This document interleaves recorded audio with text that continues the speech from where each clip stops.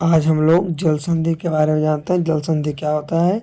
तो जल संधि को ही जल संयोगी या जल डमरू के नाम से जाना जाता है।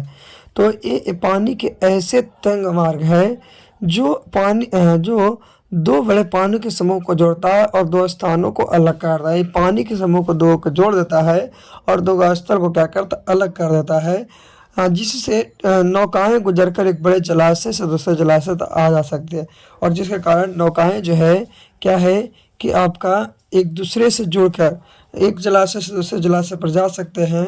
उसी को जल संधि या जल संयोगी या जल डमरू कहते हैं। क्या जल डमरू कहते हैं। तो पहला में है आपका क्या, सबसे पहले है आपका पाक जल संधि, जो मन्नार की खाड़ी और बंगाल की खाड़ी को जोड़ता है और श्रीलंका और भारत को अलग करता है। श्रीलंका और भारत जो है उसको अलग करता है। तो पाक जल संधि श्रीलंका भारत को अलग करता है और मन्नार की खाड़ी और बंगाल की खाड़ी को जोड़ता है। सबसे पहला पाक जल संधि। दूसरी जल संधि की बात करते हैं तो दूसरा है मक्का जल संधि, जो अंडमान सागर और दक्षिणी चीन सागर को जोड़ता है। अंडमान सागर और दक्षिणी चीन सागर को जोड़ता है और इंडोनेशिया और मलेशिया को अलग करता है। इंडोनेशिया और जो मलेशिया है उसको क्या करता है, अलग करता है। कौन है? मक्का जल संधि, मलक्का जल संधि। तीसरा है आपका सुंडा जल संधि। तो सुंडा जल संधि जावा सागर और हिंद सागर को जोड़ता है और ये इंडोनेशिया को दो भागों में बांटता है। किसको? इंडोनेशिया को दो भागों में बांटता है और जावा सागर और हिंद सागर है उसको ये जोड़ता है। चलिए, सुंडा जल संधि के बाद आगे है आपका सुसीमा जल संधि, जो कि जापान सागर और पूर्वी चीन सागर को क्या करता है, जोड़ता है और जापान को अलग करता है। जापान को क्या करता है, अलग करता है। फिर है जुगारू जल संधि, जो कि जापान सागर एवं प्रशांत महासागर को जोड़ता है और जापान को ये भी क्या करता है, अलग करता है। यह जल संधि जापान के होकोंगो के होन्शु द्वीप में इसको अलग करता है। किसको? होकोंगो के होन्शु द्वीप से अलग करता है। कौन है? तो ये है सुगारू जल संधि, है ना। तो जापान को अलग करने वाले दो हैं, एक सुसीमा जल संधि है और एक सुगारू जल संधि है। चलिए आगे हम लोग बात करते हैं। तो आगे आपका है क्या, ये बॉस जल संधि। बॉस जल संधि तो ये जो है तस्मान सागर और दक्षिणी सागर को क्या करता है, जोड़ता है और ऑस्ट्रेलिया को अलग करता है। ऑस्ट्रेलिया को क्या करता है, अलग करता है। यानी कि जो बॉस जल संधि है वो ऑस्ट्रेलिया को अलग करता है और तस्मान सागर और दक्षिणी सागर को जोड़ता है।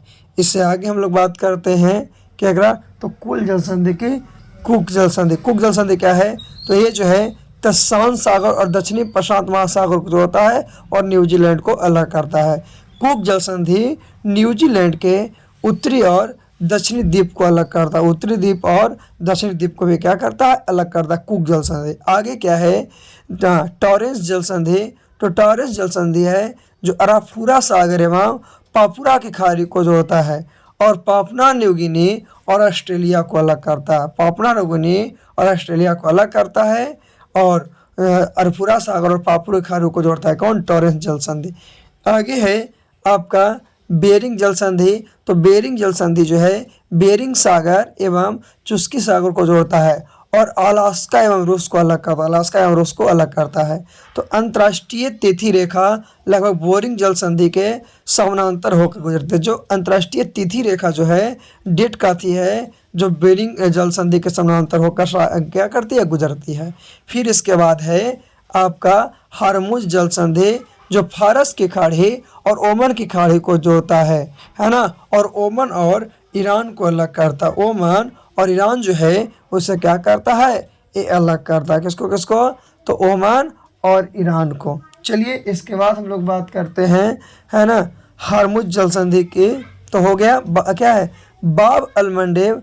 तो ये लाल सागर और अदन की खाड़ी को जोड़ता है और यम और जिबतू को क्या करता है, आपका अलग करता है। दो सागर को जोड़ता है और दो स्थलों को अलग करता है। यही तो जल संधि का आपका काम है।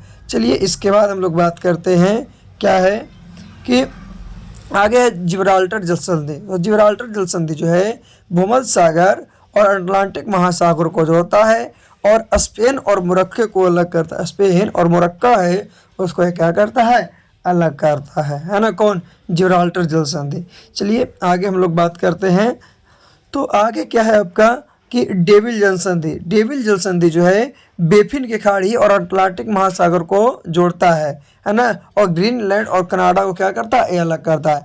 ये विश्व की सबसे बड़ी चौड़ी जल संधि है। तो विश्व की सबसे चौड़ी जल संधि कौन है, तो डेविस जल संधि है, जो ग्रीनलैंड और कनाडा को अलग करता है, बेफिन की खाड़ी और अटलांटिक महासागर को जोड़ता है। डेविस जल संधि के बाद हम लोग डोवर जल संधि की बात करते हैं। तो डोवर जल संधि है वो आपको इंग्लिश चैनल और उत्तरी सागर को जोड़ता है और इंग्लैंड तथा फ्रांस को अलग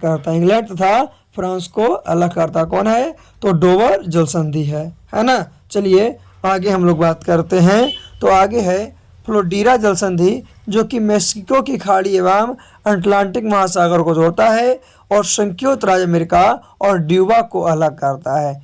फिर है युकाटन जल संधि, जो कि मेरिस्को की खाड़ी तथा कैरिबियन सागर को जोड़ता है। मेरिस्को की खाड़ी तथा कैरिबियन सागर को जोड़ता है और मोरिस्को तथा क्यूबा जो है इसको क्या करता है, अलग करता है। किसको, मोरिस्को और क्यूबा जो है उसको ये अलग करता है। चलिए इसके बाद हम लोग बात करते हैं। चलो तो यहाँ तक आपका जल संधि था। आज का टॉपिक समाप्त हुआ।